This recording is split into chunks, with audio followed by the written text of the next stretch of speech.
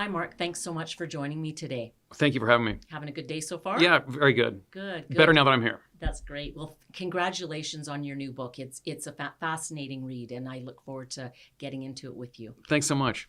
So let's start out by just, I think it's important to mention that for decades now, we've really been searching for the best diet to help us be healthier, to lose weight. We've pitted macronutrients against each other, whether it's low fat versus low carb versus high protein. But even after all the research has been done, people have had many attempts at following different kinds of diets. Really one doesn't seem to be any better than the other, does it? Yeah, it's so interesting that we're constantly on the lookout for the next diet, as though we're so confident that, like Shangri-La, it's going to be found. But if you think about it in the historical context, it's clearly not going anywhere. The rate of obesity started to take off around the mid-1970s, when we became kind of extra vigilant as a society. And if anything, it was obviously getting worse. The rates keep going up, and we keep getting hyper-focused on trying to find the secret villain in our food. And it's obviously not working. What's interesting to me is that we can't see that we keep thinking, oh, we'll find it. It's this. No, it's got to be this. Yeah. And so it's not working. The truth is diets do work if you can stick to them. But the fact is the vast majority of people cannot stick to them. And that's kind of an uncomfortable fact that we don't seem to want to face, because for one thing, it's deleterious to the diet industry, because if everybody knew that these kind of magical sounding easy diets don't work, they wouldn't buy into them. So yeah, good point. And the research shows that maybe for 6 months they work, and then after that, and that is part of the problem. In fact, they all work, but for a short period of time. And you're exactly right. It's around 6 months. So the way it tends to work is that when people start to go on a diet, they start to restrict calories, and they do lose weight. And it goes really well at first. The pounds seem to melt off. You fit into your old jeans. People congratulate you. They say you look great, and you feel great. And everything goes really well. And then around the 6-month mark, you kind of hit a wall. And you swear that you're dieting, that the calories aren't going in, the scale must be lying, and the weight starts to come back. And what you're fighting is a war with your brain. And this tends to be the way all diets go. That's why people, sometimes they do the same diet year after year, and they swear by it even though it keeps failing them, or they bounce from diet to diet to diet. And that has been our experience. It's interesting, if you look at it statistically, going on a diet can actually be a good predictor of future weight gain. So what's going on in the brain? So what's going on in the brain is that the brain controls our body weight. This is, again, a fact that we're totally blind to. We know that the brain controls certain things. We know it controls our heart rate. We know it controls, if we sweat, things like that. But for some reason, we tend to think that our body weight is under kind of executive control, the same way you can decide to turn left or right, that you can decide how much you weigh, when clearly that just isn't true. And when we run into that, hit that wall, that is you running into your brain. So all this kind of culture we have around counting calories, or speaking ill of fat or speaking ill of carbs, is under this whole idea that we can control this. And the fact is that we can't. And dieting ought to be evidence of that. Like, the fact that people start to diet and then they fail should be evidence like something's going on. And it's not that they're weak or stupid. There's something else going on. But if you start to look in the science, it's actually very interesting. And it's odd to me that we haven't confronted this culturally, because the scientists who study this have known this for decades. I think it was the 1950s, Jules Hirsch, a pioneering obesity researcher. He had some, clinically obese clients. He put them on a liquid diet at Rockefeller University, and they lost an incredible amount of weight. Over a summer, they became very trim. It was an amazing success. They went back to their lives in the suburbs, and everyone, toasted the wonderful, trim future they had, and they gained it all back. Ever since then, science has known that the brain defends something like a set point. A set point theory, yeah. So is it hopeless? I think the question we have to ask is, what is making the set point change? Because if we tend to regard the way we eat as this kind of like an affliction that we're born with. We think that we're, for example, the thrifty gene theory is this idea that we were somehow, it was beneficial historically in the time when we were evolving to store extra calories in the form of fat, because should famine arrive, you could wait out that famine while others would perish. But that's an interesting position to take, because it's only relatively recently. If you look at snapshots I was watching the Eagles documentary on Netflix, and you see all these snapshots of people in the crowd, and it's just stunning how different the body type was. That was like 1978. I was born in 1973. This really wasn't that long ago, but our body type has totally changed. So the question I think we should be asking is what has changed our brain? What is it that's making the brain essentially defend a higher set point? Why is it that people want to eat more than they used to want to eat? And so that brings me to my next question. You know, we think that eating too much is the food problem here. Eating too much food is our problem. But you say it's really only the symptom of something else, something that's clearly under our radar screen. So explain more. Yes, so in a very proximal sense, eating too much is the cause. If you consume more calories than you expend, you will gain weight. But there's a cause behind that. In the same way you could run a red light and get into an accident, you could say that was the cause of the accident, but behind that cause was the fact that you were drunk. It's something like that. So the scientists who study this keep on running into this brick wall of people eating too much. But you don't necessarily have to look at science. If you just look at our own history, if you think in the 1970s, we kind of declared war on fat. That fat became the evil. We both lived through it. We probably both wince when you crack an egg or put butter on bread because it was just like hammered into us. Fat is what makes you fat. It kind of made sense, right? Fat equals fat. And then we had this enormous turnaround in the early 90s. Atkins got popular again. It was carbs. But if you look at what happened there in the late 70s and 80s, we actually started, we sort of listened to what the experts said. We started to consume more carbohydrates. But interestingly, we actually didn't cut back on fat. We just held even. So it seems the same thing happened again with carbs. We actually did cut back on sugar. We cut back on bread, but we still keep eating more. Mm-hmm. The scientists who try to do studies, there was a massive, huge study, tens of thousands. And one of the arms of the study was trying to get women to consume more whole grains, to consume more fruit, less fat. And they spent millions on this. There was coaching. They would be, reach out by phone, pamphlets, and they just couldn't get people to follow the diet. So we have this idea that I can follow whatever diet I want, but it turns out as a culture and individually, we can't. This question of eating too much not actually being the cause or there being a deeper cause. And so that's what I would say is we tend to think that eating too much is the cause. In a kind of a literal sense, it is. But the question has to be, why are people eating more now than they used to? Right. What is it that's changed? And I think that's the central question. I don't think it's fat. I don't think it's carbs, because we know that if people can stick to a low-fat diet, they can lose weight. If people can stick to a low-carb diet, they can lose weight. Right. If they can stick to any diet, they'll lose weight. The problem is people can't stick to diets. And we know that the brain controls body weight the same way it controls, body temperature, that there is physiological control. So the question then has to be, what's making people gain weight?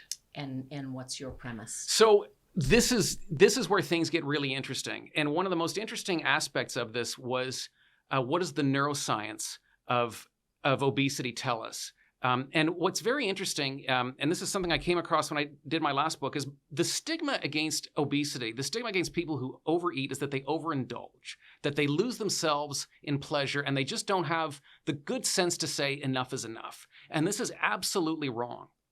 What we see when we look, let's say, at brain scans of somebody with obesity versus somebody who's trim, most people think, let's take the example of a milkshake. Most people think that it will go like this. The trim person will sip the milkshake and think, hey, that was nice. Maybe I'll have another sip. That was tasty. But the person with obesity will sip the milkshake and they will just be, just indulging in such an incredible level of pleasure that they're lost in the milkshake. And that's, in fact, not at all what happens. Where we see the profound difference is in before they actually sip the milkshake. It's when they see the milkshake.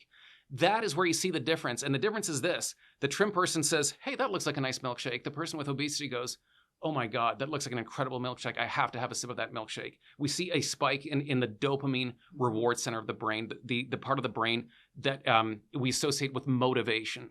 So the difference is one of craving. In fact, when you look at the actual pleasure that's experienced, the people with obesity, it's blunted. So they have a very different experience of food. They tend to be racked with a desire for food that is just never actually quenched. It's met by only kind of like a dribble of actual pleasure. So it's a very different picture than what most people think. And it's not people losing themselves in pleasure. It's people who actually cannot derive satisfaction from what they eat. And that's happening in the brain. That is happening in the brain. And I think that's really important to focus that this is going on in the brain. we've been trying to look at, I guess you could say, like the diet wars have been kind of like the wrong fuel model. Like we've been eating carbs, we should be eating fat. It's not the wrong fuel, it's the brain. And the brain possesses an intelligence to eating that we're only now beginning to comprehend. So some of the most interesting research was done at by two researchers, but I'll tell you a little bit about it. One is a guy named Ivan de Arujo, and he did one of the most bizarre sounding experiments I've ever heard of. He took a strain of mice that were sweet blind, which is to say they couldn't detect sweetness, and he gave them access to, of all things, of sugar water, which seems like bizarre. It sounds like you're torturing them. Like, what are you doing? But what he did is he had 3 sippers. One of them was straight water. One of them was water with some sugar. And one of them was water with more sugar. And at the very beginning, he found that they didn't know what to do. They would sip equally from each sipper. They didn't know what to do. But over time, they figured out what was going on. And what that tells us is that we can sense sweetness on our tongue, but something happens after that, which is called a post-ingestive effect. That when that nutrition goes into the stomach, the brain analyzes it. And what those mice brains did is they realized, that sipper way over there on the right, that one had the most calories, and that's what I need. So what that tells us is that every time we eat, the brain analyzes what we had. And it's essentially the brain is trying to predict what it's going to get in the future. So that's one of the reasons we learn to like things like fat, or we learn to like things that are sweet, because we do need calories. And it's this lifetime of food experiences where you go, sweet things like fruit, they have sugar in them. Rich, creamy tasting things like butter or whipped cream, they have calories in them. And that's essentially how it's been working for millennia. What I came upon, it started with the last book, but really started to crystallize with this book, is that's what we've really been changing. The basic nutrients haven't changed in millennia. Sugar's been sugar for millions and millions and millions of years. I mean, cockroaches can sense sugar. Bacteria can sense sugar. Fat is also insanely ancient. This isn't anything new. We think about what our grandparents ate. They had mashed potatoes and meatloaf with gravy. They had fat. They had sugar, they had carbs. Those basic things haven't changed. What's really changed is the sensory properties of food. That's what we've been meddling with. What we've been putting into the foods, adding to them. That's right. Because one of the questions I was just going to ask you is, how does our brain perceive artificial sweeteners differently than, say, real sugar? So that's a great example. And this is where I think we start to see not just smoke, but fire. An artificial sweetener, if you take the position that we have a kind of a primitive, unintelligent appetite that really isn't really in sync with our nutritional needs, artificial sweeteners seem like a great idea. It's like I have this primitive desire for sugar that is, not in sync with the modern world. Therefore, I'm going to fool my brain and I'm going to consume these artificial sweeteners, which, taste sweet, but deliver 0 calories. Or there's sugar alcohols, which deliver about half the calories. That seems like a great idea. That all changes. If it turns out your brain is actually keeping track and sensing, in fact, your brain doesn't just sense what arrives in your stomach. Your brain senses if the calories are actually used. Because in another experiment that scientist I mentioned did, he blocked the ability of glucose to be metabolized, and sugar lost its magical pull.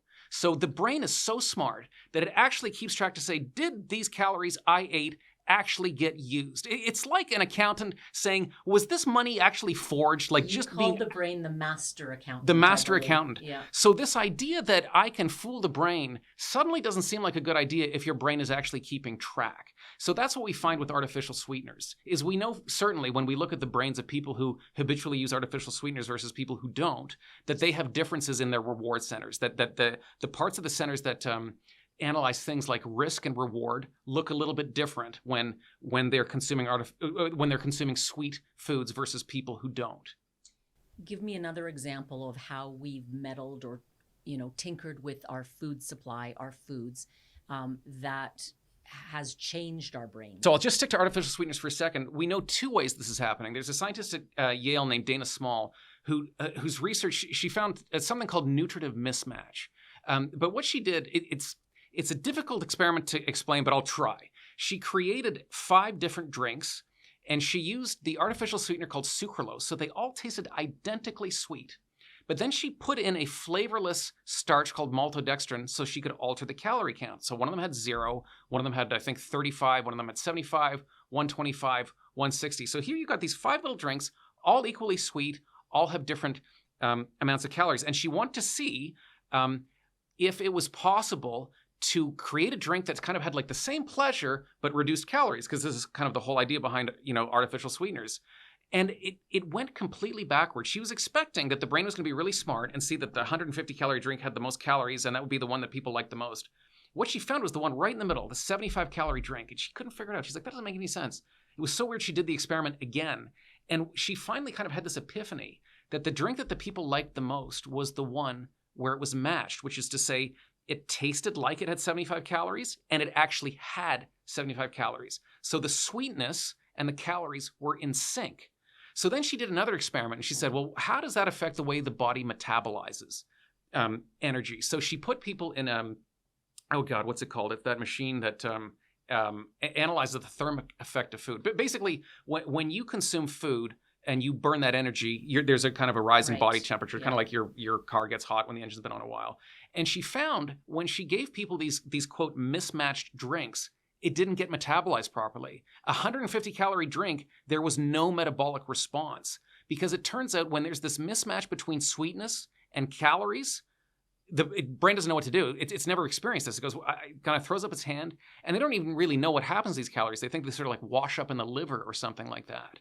So it turns out we've, always thought that sweetness is just this sort of indulgent, enjoyable sensation. But it turns out it's actually like an instruction manual. It's the food telling the brain, this is how much energy I have, and it's like giving instruction, and this is how I should, be metabolized.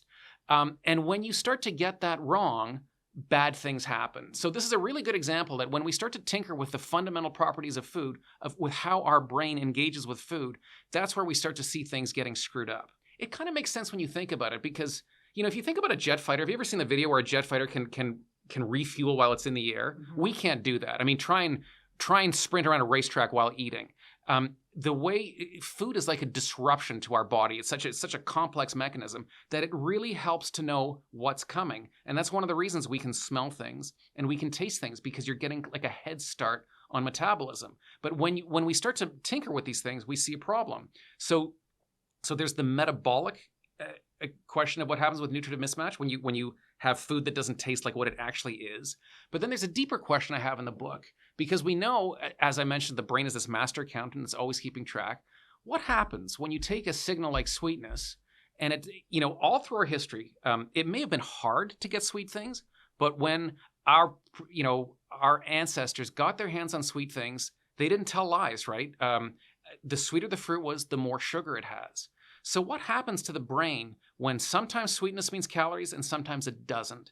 That is what is called uncertainty. And psychologists are fascinated by uncertainty, because it turns out that uncertainty is incredibly motivating. This is a huge concern, because it looks as though this is creating a motivation for food. Now that sounds weird. You're like, why would a sweet signal becoming uncertain make us motivated? It's because uncertainty is dangerous, and it means you could lose. Like you thought you were getting calories and you didn't. And I'll give you an example why this is actually more rational than it seems. If I told you that the gas gauge in your car didn't work, that it might be full, but it might not be full, what would you do? I'd go get gas. You'd go get gas, right? Because you don't want to run out of gas. That would be a disaster. So and all of a sudden it makes sense, right? If I don't know what I'm getting, I got to make sure I get more, because otherwise I could be in real trouble. So now, someone would say, okay, interesting point, but there's not that many artificial sweeteners in the food supply. And that's true. I mean, they've been around for over 100 years. They're in things like diet sodas and pops and so forth. They're actually increasing quite a bit.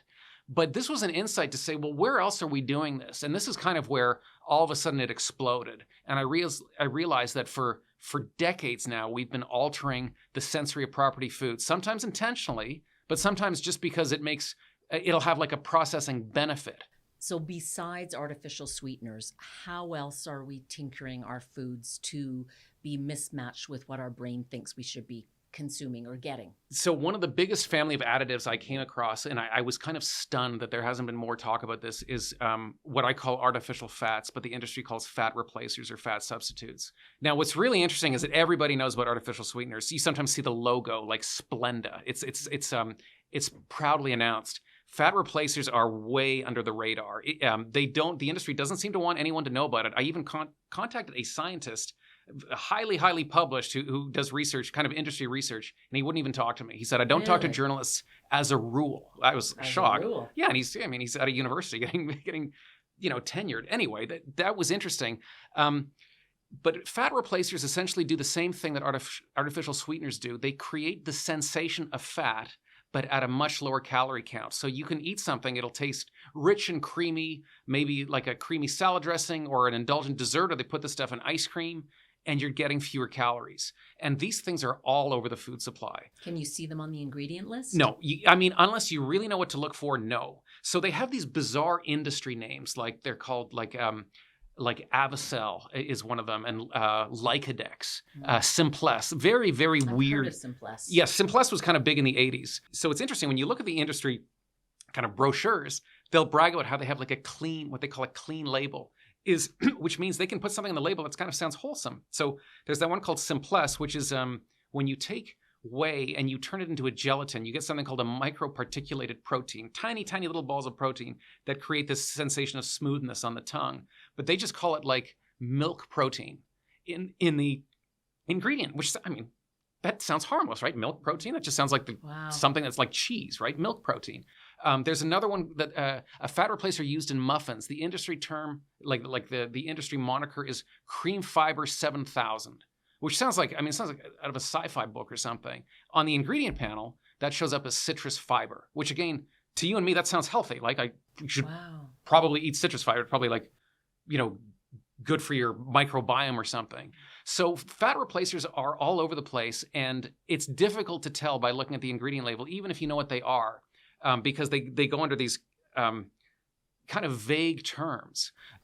So they would be another one of these ingredients we put into our food supply that are driving us to eat more. That's right. And there's a huge incentive for food companies to use these things, because we have all the, these nutritional info panels. So everybody's becoming really, really worried about calories. So they might pick up 2 different yogurts, let's say, or two different desserts for their kids' lunches and say, well, I'm going to go with the lower calorie one. So there's all this, all these incentives for food companies to use this stuff because people are worried about calories. So like you say, it's good business. It's good. It makes for great business. So many people drink Diet Pop on a daily basis. What would your advice be to those people if it is so bad and it's tricking our brain?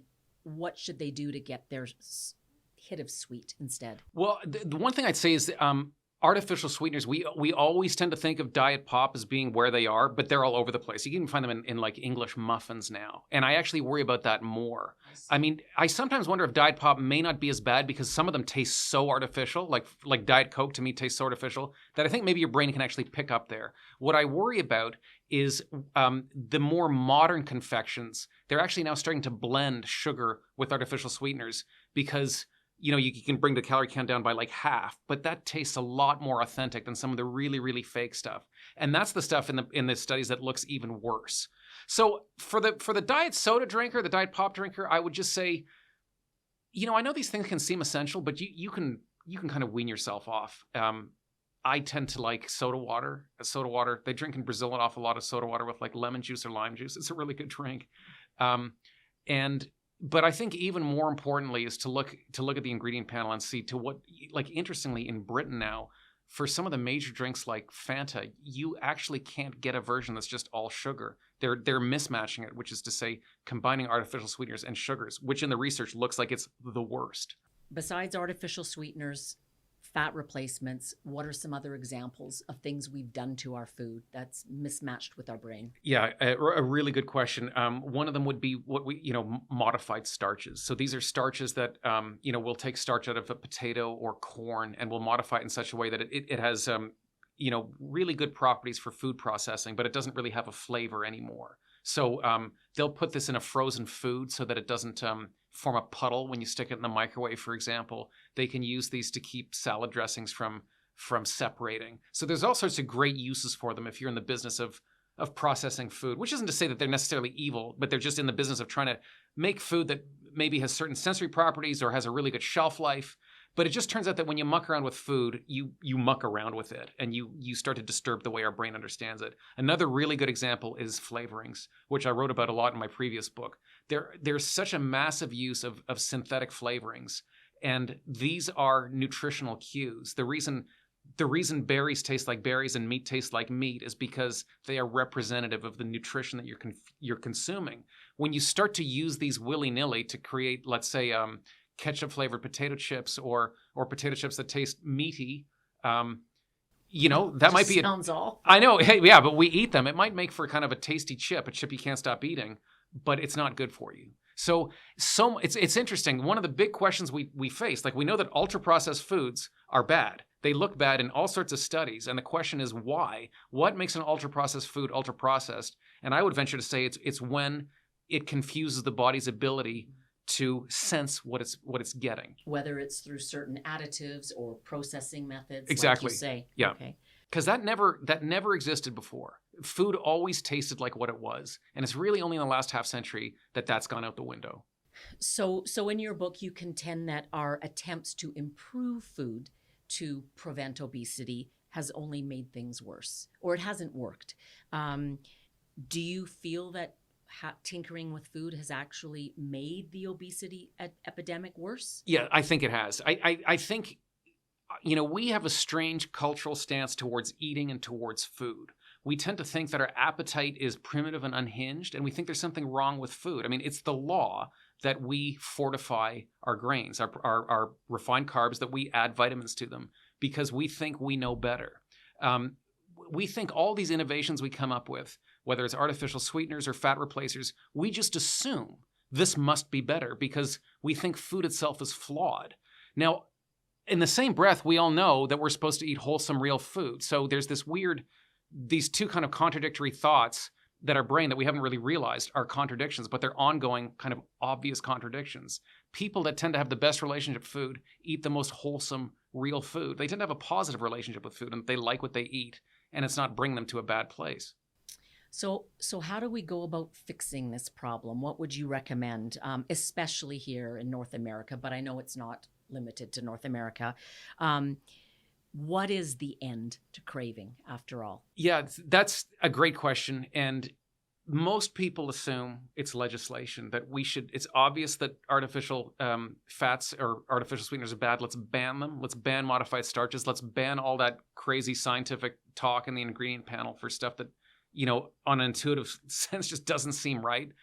But I don't think that's going to work because, first of all, we know when we've tried things like sugar taxes and so forth, if we keep them pretty small, they work and they sort of work in that people will pay the tax, but they don't have a huge effect on usage. When you start to actually make those taxes hurt, people start to find ways around them. But then you get into the deeper problem is that we can't even agree on what's good and what's not good. You go to a Thanksgiving or a Christmas dinner and people get into an argument over fat and carbs. How are we going to decide what gets legislated? And when we say this, it's almost like we assume the scientists are going to write the legislation, and they're not. It's going to be politicians who write the legislation. It's interesting. I visited an obesity clinic in Germany, a woman doing very interesting work. And one of the things I realized is that she doesn't try and change Germany. She tries to change her patients. And I think that's one of the things that we need to look at is how we respond to food and our cultural attitudes, just the way we participate in eating. The most interesting thing for me when I researched this book was visiting Italy, because Italy takes so much of what we think and what we're pretty sure we know about food and just throws it right out the window. I loved what you wrote in your book. It just really hit home. You said, this is the quintessential American question about food. How will this affect my body? This is the quintessential Italian question about food. Is this the best recipe? Exactly. And it's kind of comical. There's this caricature of Italians fighting over recipes that my grandmother's ragu is better than your grandmother's. It's a real thing. They do have these arguments. There's in fact a repository in the city of Bologna where they have official recipes. There's an official, recipe in the Chamber of Commerce for the ragu alla bolognese, the classic bolognese meat sauce. Just let's stop and think for a moment. All the incredible foods Italy has given us. It's given us pizza, lasagna, risotto, all the different pastas. Let's think about what these pastas are on a nutritional, basic level. They tend to be combinations of carbs and fat, very often refined carbs and like dairy fat, olive oil too, but a lot of dairy fat in northern Italy. So you would think about this. This is a country that eats the best food in the world, certainly in the Western developed world. you would think, we tend to think that delicious food is what does us in, that it's a guilty pleasure. So if that were true, you would expect that Italians would be the heaviest people in the world, right? It's the exact opposite. They are amongst the very thinnest. The rate of obesity in Italy is less than 10%. Now here, it couldn't be more different. Our neighbors to the south, the last time the CDC looked, the rate of obesity had reached 42%, and that was pre-pandemic, and we know it's only gotten worse since. What an astounding difference. That's more than a fourfold difference. So Italy seems almost like Shangri-La. They're eating the best food, and they're paying literally the lowest price. So that can almost seem unfair. Why do they get to, eat all that great food and be trim? But I say that's telling us something. It's telling us something we're getting profoundly wrong about food, that we can eat really good food, enjoy it, and not pay a heavy price. Yeah, and as you say, you wrote, on some deep level, Italians never forgot what animals intuitively understand. That what tastes good is good. And for too many of us, that way of eating has been lost, but you think we can learn it again. I think so. I think that's the task ahead of us, is how to undo the damage and how to relearn how to eat food. And I did meet some people. I mentioned I visited this clinic in Germany, and I met a woman who struggled her whole life with binge eating disorder. And she talked about how something that helped her a lot was dark chocolate. Now, at first, she didn't like it. She found it was bitter, but she sort of kept at it. And over time, she started to develop a taste for it. It had this complexity. It sort of had this, it would linger in the mouth for a long time. And then she had some milk chocolate one day, and she said, this is just way too sweet. So her palate had changed. And she said the thing about dark chocolate is you can never eat it too quickly, that it sort of forces you to slow down. And I think that there's a lesson there. There's foods that we know that we eat quickly, like when you're eating chips and you're just shoveling them in your mouth. Well, it comes back to mindful eating. So, we're talking about eating whole foods, real foods, but I think your point here, it's also important to savor and to enjoy the deliciousness. Yes. And one thing I would say to many of the scientists who talk about this is they talk about our food environment being hyper palatable, about these processed foods, fast foods, almost being too delicious. But I'll say to them, the food that they're eating in Italy is better than any of these so-called hyper-palatable, ultra-processed foods. Those foods are about cramming down as many calories as you can, as quickly as you can. But that's not a good meal in my books. So can you give our listeners any strategies to help them, avoid these pitfalls, the dangers of the nutrient mismatched foods? What can they do? Well, I'd say the most important thing is not to be afraid of real food, to don't blanch when you see ingredients like butter or cream.